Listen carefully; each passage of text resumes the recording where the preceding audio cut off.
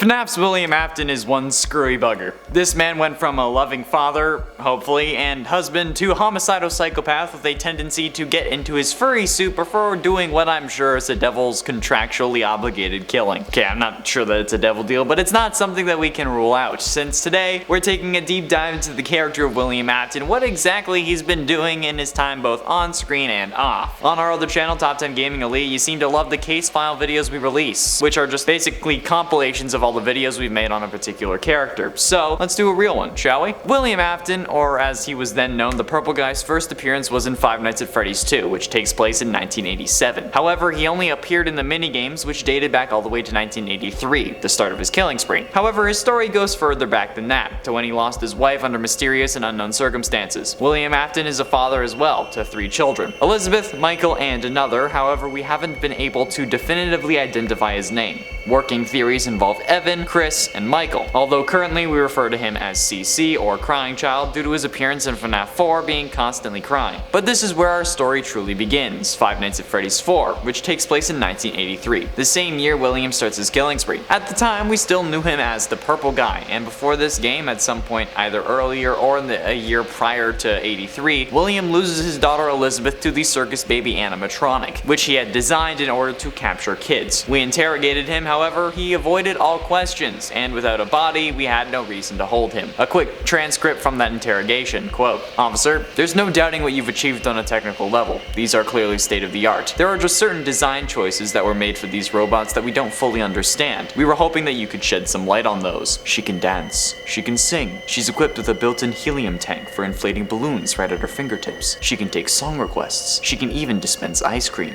With all due respect, those aren't the design choices we were curious about, Mr. Afton." After losing his daughter, William seemed determined to not lose another kid, making a series of plushie cameras, which could have just been the one camera that Crying Child took everywhere, of Fredbear plushies. He planted these sorts of cameras in 3 locations around the house, as well as various other places in the vicinity of his home and his workplace, in an effort to keep his other son away from the place that ended up taking his daughter. However, this effort proved futile, since in 1983 at some point between April and October of 1983, given that the cutscenes we see have no snow on the ground, and given that Crying Child is wearing a t-shirt and shorts, it must be spring or summer, so more realistically at some point between April and August of 1983, Crying Child was shoved into the Fredbear animatronic mouth by his older brother, resulting in his head getting crunched by the animatronic, which shouldn't have been able to happen, but that idea was never investigated for some reason or another. However, looking at the mean temperature in Hurricane, Utah, which is where Five Nights at Freddy's takes place, over the months of 1983 according to almanac.com, we can assume that this took place closer to summer of 1983, just thanks to the weather getting above 70 Fahrenheit or 21 Celsius for the rest of the world around the middle of June. This places the Charlotte killing after the death of Crying Child, since according to the Fourth Closet, the final Five Nights at Freddy's novel, Sammy Emily went missing on November 1st, 1983, which is later revealed to actually be Charlotte's original body. So, if Charlie dies in November, we can reasonably assume that Crying Child, and therefore Elizabeth, dies beforehand. Why discuss all this in so much detail? Well, it can help explain a motive. Afton could have been driven to killing by losing his children in and prior to 1983. However, this seems to also be entirely disproven based on how his kids died, since both of his kids died as a direct result of Afton's desire to kill. Elizabeth was scooped by Baby, and Crying Child was crushed by an animatronic who would only reasonably have the power to crush a skull because they were intentionally given said power. Another theory is that while he had the desire to kill, he only succumbed to his demons when his children died. However, Elizabeth's death directly disproves that theory as well, since she was particularly told not to go near the baby animatronic, and Afton had created a whole business around the Funtime robots, all of which have secret containment chambers to store away items, as he puts it. And I think that was his intention when opening Circus Baby's Pizzeria, only closing after the first day because his daughter was the one caught rather than someone else's. To find other potential motivation, we need to look at his first kill. That's typically the most significant one and provides us with the most information. Afton's first kill was Charlotte, as we've mentioned before. This could mean plenty of things, especially considering how it's his business partner's daughter, who he kills outside Fredbear's family diner, not wearing his signature Spring Bonnie suit. But while his motivation is still unknown, his crimes are known, at least during his spree from 1983 to his eventual true death in 2027. In 1983 he killed Charlotte, and then in 1985 he killed 5 more. This incident we came to know as the Missing Children's Incident, and victims we now know as Jeremy,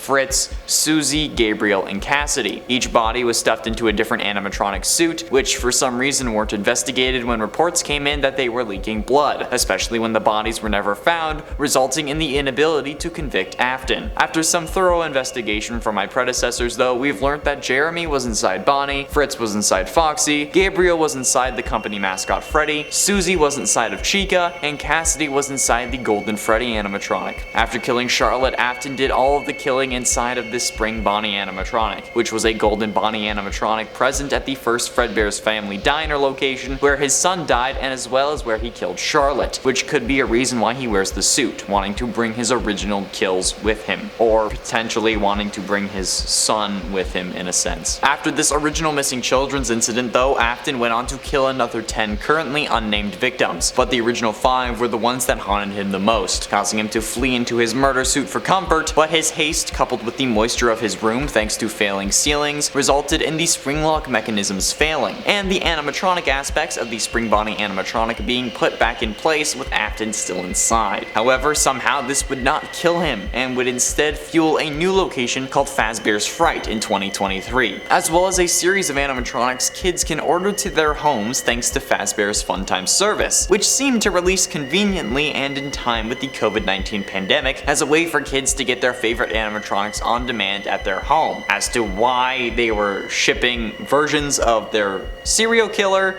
we still don't know. This Afton animatronic hybrid aptly named Springtrap was the focus of Fazbear's Fright until it burnt down after only being open for a week. And after this, fires became a seemingly regular occurrence at Fazbear locations, since only a short time later another pizzeria featuring Fazbear characters burnt down after being open for a week as well. However, this time Springtrap was seemingly taken with it, and the still breathing yet unconscious Afton was taken to Heracles Hospital and was admitted to room 1280. Where after being unresponsive in his coma was taken off of life support. However, Afton somehow was still alive, and then went missing. Hospital staff assumed that Father Arthur Blythe was the one who took him, and DNA found at a nearby Fazbear Entertainment warehouse matched DNA on file for William Afton. However, this was a mass of blood, very dark blood, in fact almost black, and a series of footsteps presumably belonging to Father Blythe were found nearby. However, we were unable to locate him and are still searching. We believe that Father Blythe killed Afton, but we are unsure what he could have done to leave the body in such a state. There were also reports of a small shadow boy running around Heracles Hospital around Afton once he began responding. However, the nurse Mia is the only one to report it. Mia described the boy as, quote, a little boy with curly black hair and rosy cheeks. He had an alligator mask on and a devilish grin. When he didn't look like a shadow, that is. However, security cameras showed nothing, and nobody else was able to substantiate these claims. There we have it, friends, the full case file on William Afton. Everything the cops would know, at least, assuming they reopened the investigation and weren't completely dumb about it. Let me know if you want to see maybe the stuff that they wouldn't know in another video. That's all the time we have for today. Thank you all so much for watching. I have been and shall remain Connor Monroe,